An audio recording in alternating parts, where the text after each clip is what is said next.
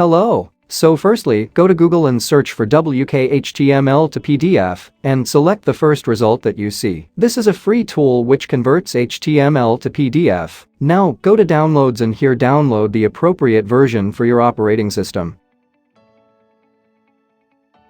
Once downloaded, you need to install it. It'll take few seconds.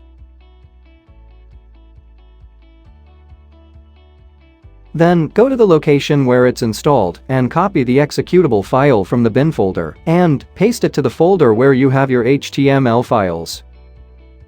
Now, open the command prompt or terminal and just go to your folder location. And then type this command wk-html to pdf.exe, space, type the HTML file name, space, type the name for your PDF, and press enter. Bingo! The PDF is generated within few seconds. Let's open and see. Let me show you another cool thing. Open a web page, copy the URL. Now open the command prompt again and go to your folder location.